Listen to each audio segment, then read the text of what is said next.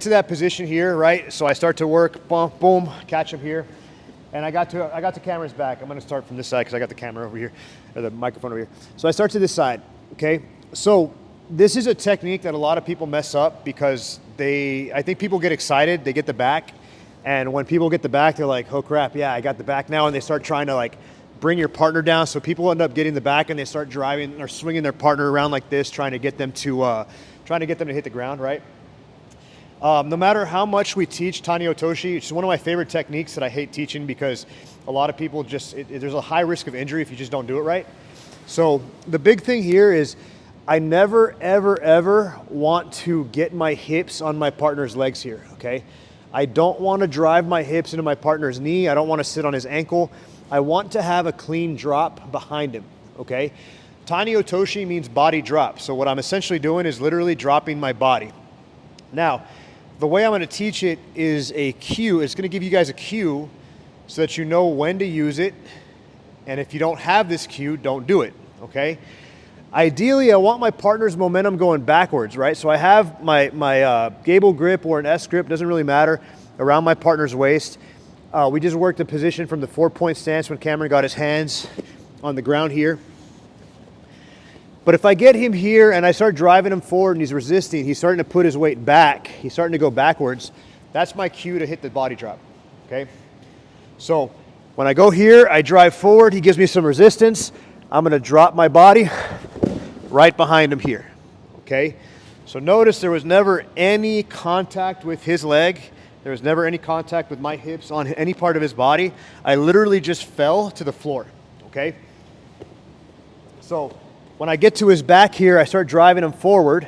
Once I start to feel that resistance, I drop my body, okay?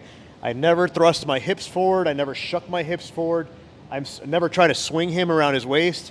I'm literally dropping myself down to the floor, okay?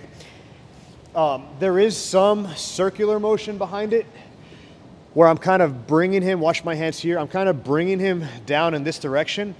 But it's not like an exaggerated twist where I'm just kind of trying to yank my partner down by the belt, okay? So if you kind of focus on this side here, is as I sit, I'm using this hand mostly to bring his hips down.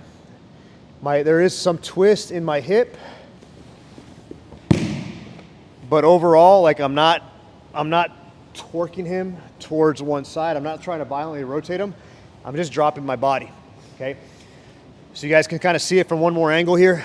I start driving him forward. He gives me a little resistance back. I drop. As he commits to the floor, notice I take my hand out and I start bringing my other hand up. Another super important detail is head height.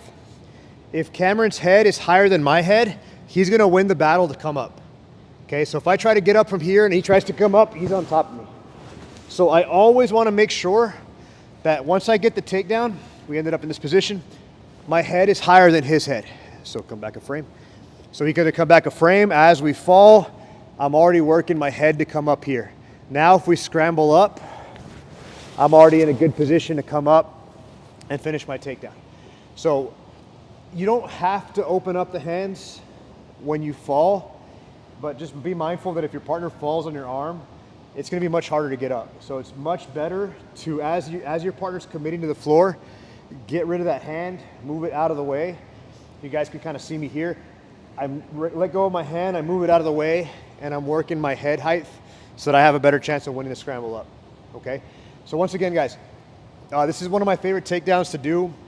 It's one of my least favorite takedowns to teach because inevitably there always is somebody who gets the back and starts dry humping the knee, right?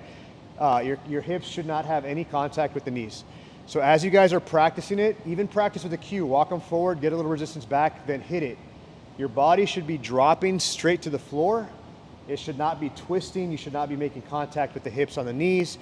Keep your partner safe. Cool?